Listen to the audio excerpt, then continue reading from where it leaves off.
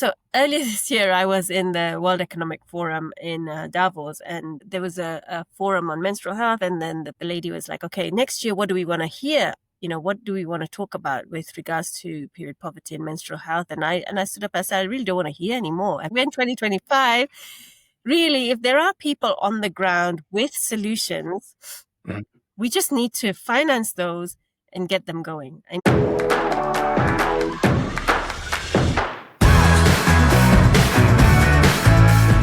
My name is Patrick Hübscher, and this is Circularity FM, the podcast about understanding, building, and managing circular business models.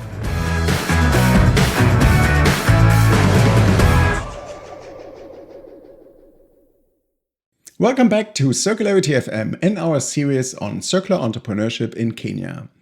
In this episode, we hear from Madhvi Dalal, founder of PadMAT, a social enterprise that tackles period poverty and plastic pollution through the production of reusable menstrual pads.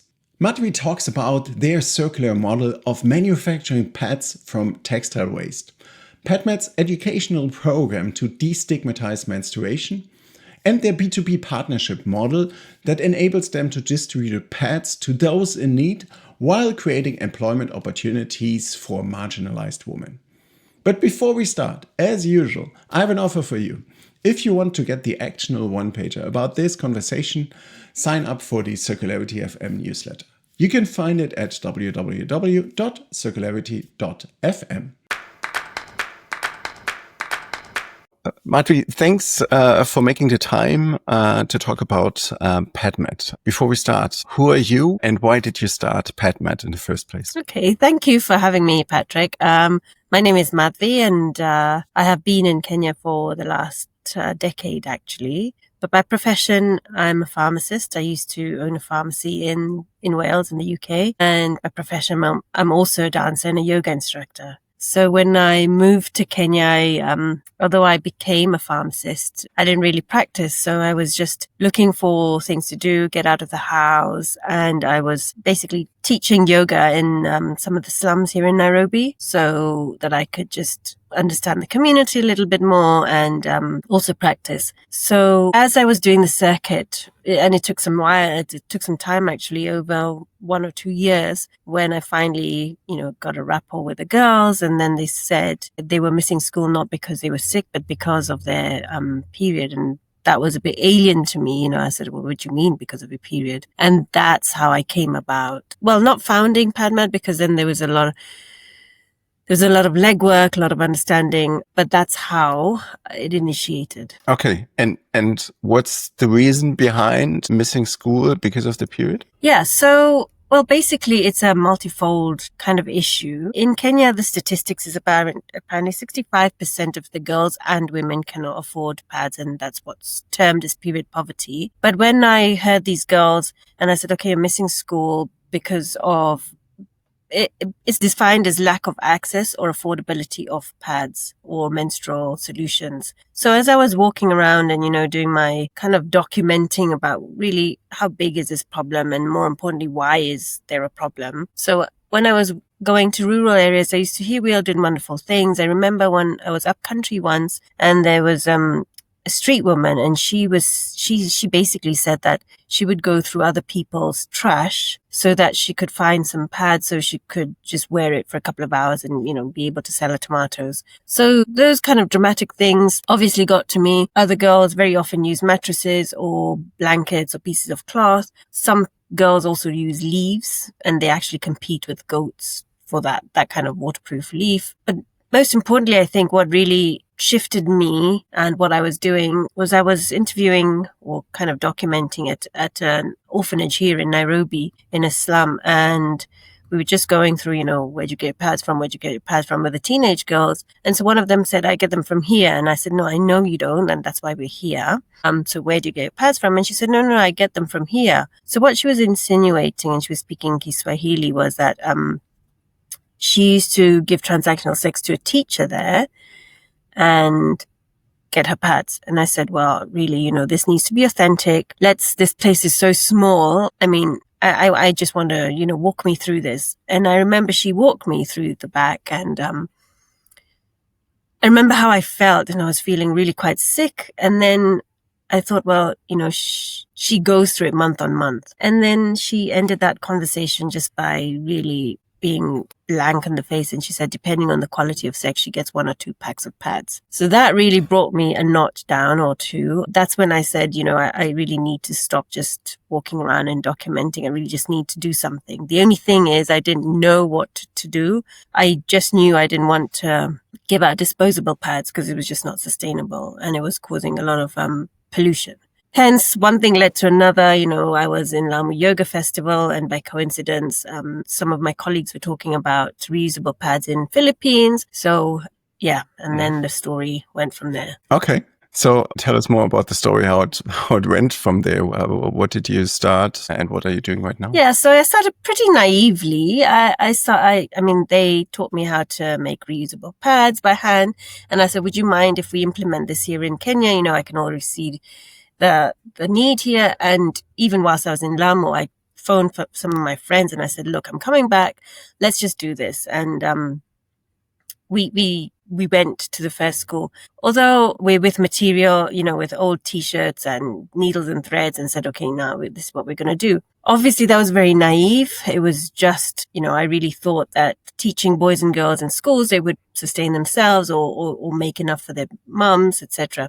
That program clearly did not work out. Then I thought, okay, if it's fine, if this doesn't work out, how about I empower women or mums in the communities by teaching them how to make them, and then they would then, make enough for themselves and maybe even sell for the community and make little businesses. That again was pretty naive because I used to set up, I'd call them a hub, but just say 1 or 2 machines in the middle of wherever and train a group of women. And then once I left and the resources finished, I was expecting them to continue. And what I found after following through with this was that the quality was compromised. And, there was just so much other things like, they would sell at different prices and compete against each other. And it just was not making sense. And more importantly, I didn't want to cause an even bigger problem of infections, which is what I was trying to avoid. So eventually I scrapped all that. And well, at the heart of it was still to employ women and some men who wouldn't generally be able to get jobs or were struggling. So that is still part of our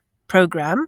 But then we had to completely diversify and make sure that we were in control of all the standards. We started speaking to the Kenyan government, Kenya Bureau of Standards, to say, okay, there are no standards, minimum standards for reusable products. So we formed a committee. Eventually, a few years down the line, we actually had some standards. And so now it's a different program. Okay. And as you mentioned, a few years down the line, when did you start documenting it? So just to get an idea of the time span. So when this idea started was in 2018, actually. That's when, things were happening. And I guess when I said, okay, I need to do something was 2018. I didn't quite formalize until 2021, though, because I was just trying to see what works, what doesn't work. And then everything was different. In Kenya, all the laws are different. Even opening a company is a process. So I had to learn a lot about all that. Okay. Yeah. And how does the process look like? How are you doing the pads right now? So right now we're still transitioning, but what has been successful is we basically work with three pillars. We say we manufacture reusable pads, but that is actually not our main gig. So with the 3 pillars are education, empowerment, and the environment. So by education, which is really what has been helping us be successful and moving. So we run programs within schools, which is basically we have workshops for boys and girls. We make sure that boys definitely attend our workshops, to create this awareness, but more importantly, to destigmatize and to make sure there's peer-to-peer conversations which are healthy, etc. Then we have other workshops within communities for women and men. So this could be, for example, pastoralist communities who really don't talk about this and maybe even need some kind of information. So we work with them. Then we also have a program called MHM in the workplace, where we would be able to go into a factory setting and speak to the admin and say, okay, let's look at these wash facilities. Basically, the idea is to increase the efficiency of the women labor. And many textile companies, for example, are predominantly single women who are employed there. So how can we help the company and how can we help the women? And then recently we've launched something called MHH clubs in schools. So basically 15 kids from a school would get together and have a weekly club. And the idea is for them to be able to obviously be informed. We train them through this, but also give peer-to-peer assistance to each other, make sure there's no teasing, make sure if there's any girl who would maybe have a quote unquote irregular period, where would they get help, or same thing in the community. So those are our education programs. And then further than that, if we have a long-term partner, for example, we would train their people on the ground. So making sure that this is more sustainable, long lasting. So it's not just us coming in once, giving the education and then leaving. The idea is to give people on the ground accurate information which they can deliver in their own cultural context. So long-winded answer, but that's the education part. Then we have the empowerment part, which is, I was telling you earlier, we train and employ men and women, mainly women, who may be quote unquote marginalized. So for example, we have a small factory in the prison or for ex-prisoners or for teen mums. That has recently changed. You know, you were asking me, what does the program look like? Since January, we've changed it slightly. So we still have that, but because we had to scale up, we have another industrial manufacturing, which gives us the capacity. And then finally, we have the environment part, where we have this full vertical. We work very closely with the textile companies who actually donate the cotton seeds. So hundreds of women are employed in the farms here in Kenya. By the time the cotton is harvested into our product, it's just 6 weeks. We are trying to work with circular economy here, you know, guided by Unis Environment Hub, to make sure that we are circular as a company, but also helping the textile industries here to become as circular as possible. So for example, we use their waste, which was otherwise alternatively steamed, because they just, that's what they did. So we use their waste, and, you know, for example, one of the companies here has become fully solar powered. And then our product is also reusable. It can last at least 5 years. Mine have lasted 7.5 years. It is natural, it's breathable, and all these things. So we found through my walking that a lot of plastic pollution, actually, it's not small. Plastic pollution because of disposable products is huge. You know, for example, if the girls do have a disposable pad, where they're going to dispose of it, it's probably down the pit latrine, which clogs up the school toilets, or in Kibera, they actually call flying pads. You know, there's no waste collection. So when somebody is using a disposable pad, she just throws it over her head. You know, it's either taken over by a dog or it lands up into the water, you know, things like that. So, I mean, obviously when I started this was just, okay, girls need to go to school. We need to find a solution. But through our program, we really have found that the plastic pollution is also very huge. Your journey is amazing. I mean, you started with documenting one specific issue. You kind of came across and seeing the scale and variety of activities you're doing. This is really breathtaking. Yeah, the other thing we found out, I mean, through also this, that if you go into prison in Kenya, and even if you've served your time, whether it's 5 years or more or less, whenever you do come out, you will still not have a certificate of good standing, which means you're probably very unlikely to get a formal job anyway. So the rate of recidivism in Kenya is really, really high.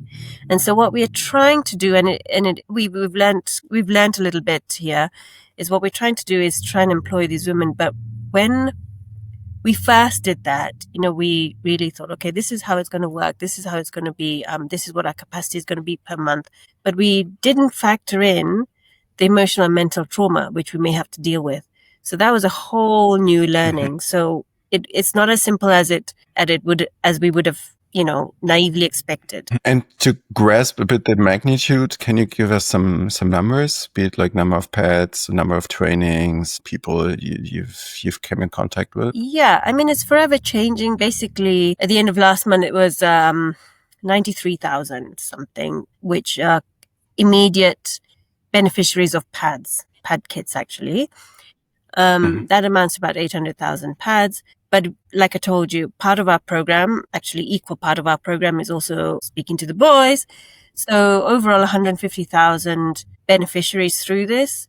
That does not include the women we employ. That does not include the advocates we have on the ground. That does not include, you know, for example, whoever is part of our chain. However, we have translated this into the amount of days in schools which are saved, how many girls are actually going to school, how many girls are actually not missing their exams. Because, Patrick, we were, about a couple of years ago, I was in Lamu doing the same, which is actually where we started. So I have a soft spot for that place. But some girls were missing. So KCPE exams are, how can I say, I don't know. Anyway, the equivalent of primary, for them to be able to go to secondary school as a primary, they need to pass those. Some girls were actually missing those exams just because they were on their period, just because they couldn't go. And that was so heartbreaking because they actually don't get another chance. I mean, there's no parent in that situation who's going to say, okay, try again next year. So when we gave out those pads,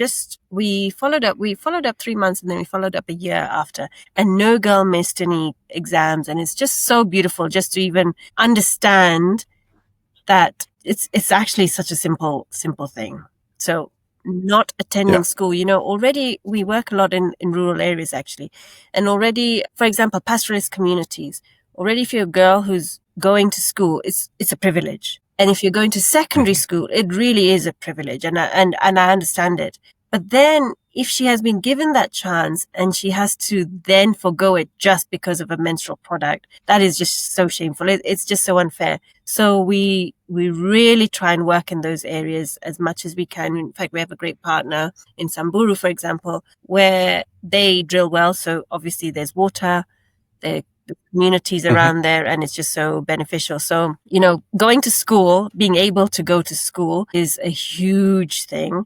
And then we also have statistics on carbon emissions. So, for example, to make a disposable pad, there's an X amount of carbon pollution which goes in there. So by using our pads, how much are we saving? Also, how much plastic pollution is being avoided from the landfills in Kenya? Because frankly, even if you take 65%, who cannot afford pads, that amount is huge. We have in millions, basically. And frankly, that's been our winner. Education is one thing, but really plastic pollution has been a winner. Yeah. Wow. It's, again, amazing to see how connected and intertwined your activities are. What does your funding or financial model look like? Okay, so our financial model sometimes is a little bit complicated, but our main model is a B2B, so business to business model, which means the end beneficiary, whether it's a woman or a girl or a boy in the ground, would not need to pay, but somebody somewhere has to pay. So for example, our partners would be corporates or other NGOs or the government or individuals or angel donors, etc. So it's not really a charity, but our main aim is basically a social enterprise. So our aim for the business is to make the social impact, environmental impact, and then the profits go back into our business. So that's the main thing. We do have a very, very small arm on retail, which is the reason why it's small is because we just don't have the capacity to expand. We also are in the process of diversifying. So not just making pads, we are trying to work with nursing pads, which are reusable, makeup remover pads, and period panties. Everything takes a lot more energy than we first anticipate. So it takes a lot longer. Our team is very small, but it's fierce. So yeah, it's taking us longer than we had envisaged. So we did get a grant, which gave us quite a big boost by Bayer Foundation a couple of years ago. So aside of the grant, we got a lot of recognition, and then people started saying, okay, these guys are onto something here, so let's give them more attention. So that's how we've been surviving. Okay. Can you give one or two examples of B2B companies, how that looks like, a program, if they were to start with you? Yeah. So for example, we have a partner in Samburu. I mean, they're based in the US, the Samburu project. So what they did was, as when they drill the wells, they suddenly see that, okay, there's communities that are growing around the wells. What's in the school growing? That's actually the first thing that happens. The school grows before anything, before even a health center. A school grows there. Once the school grows, they find out, okay, now these girls need this and they need this. Hence, we come in. we give them the education, we give them the products, we follow up with them, etc., etc., etc. So that's quite an old relationship we've had. What else? Oh, I'll tell you something really nice about them, actually. So when I first started working in Samburu, which was maybe about 5 years ago, it was during COVID.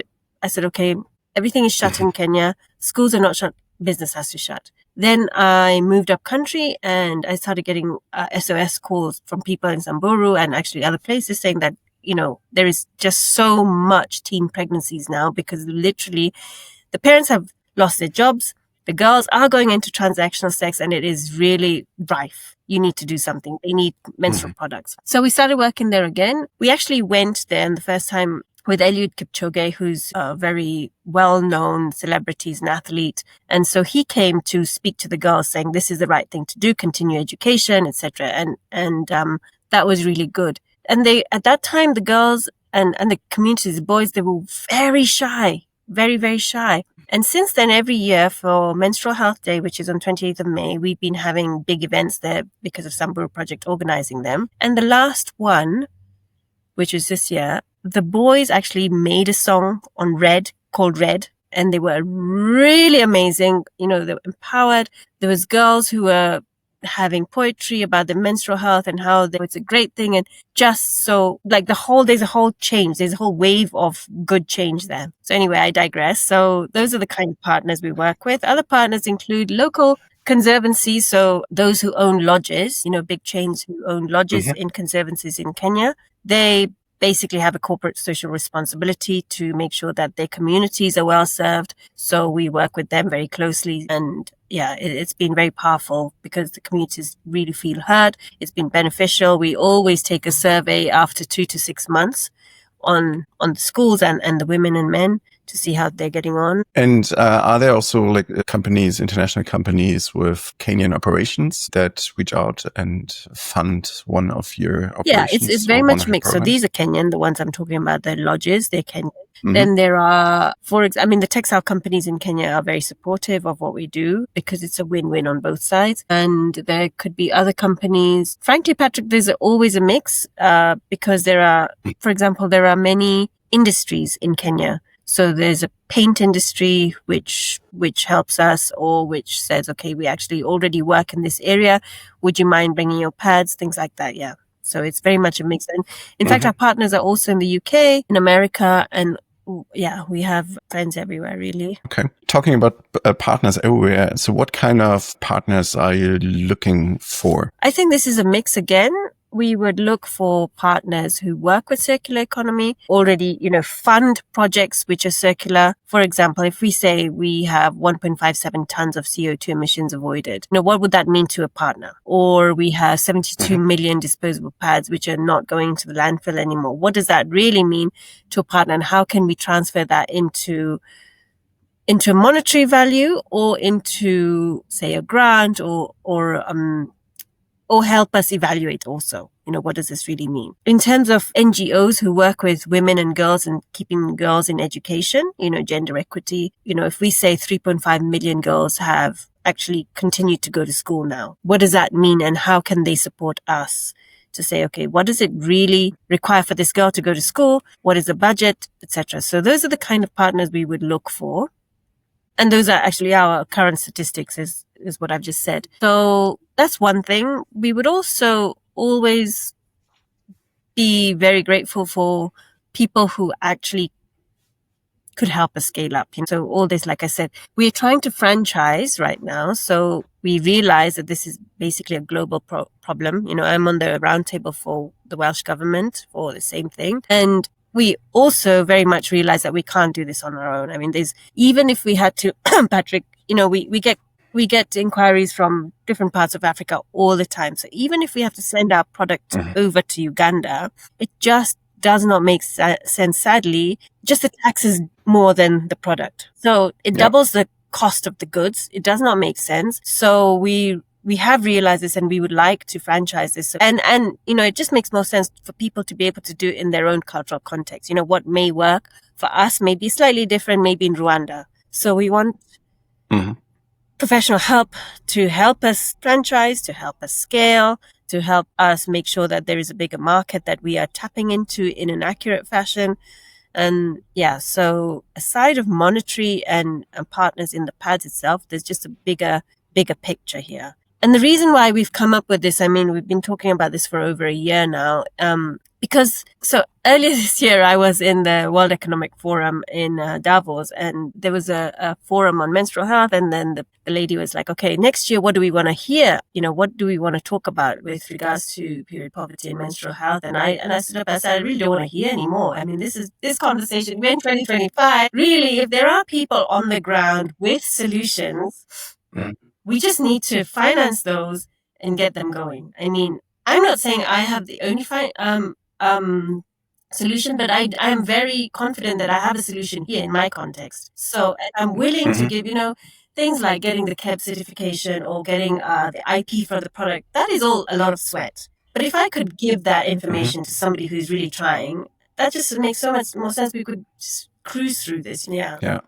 Wonderful. Madhvi, thanks for telling your story. Thanks for the work you're doing. And everyone listening right now, please think about how you can support and contribute to that this topic won't be on the agenda anymore soon. Yes. Yeah, thank you so much, Patrick. Thanks for your time, Madhvi. Yeah, thank you for the platform. I appreciate it. I hope you enjoyed this episode of our series on circular entrepreneurship in Kenya. If you want to get the actionable one-pager about this conversation, sign up for the Circularity FM newsletter. You can find it at www.circularity.fm. Let's drive a profitable circular economy. And please don't forget, the most abundant renewable resource is your imagination.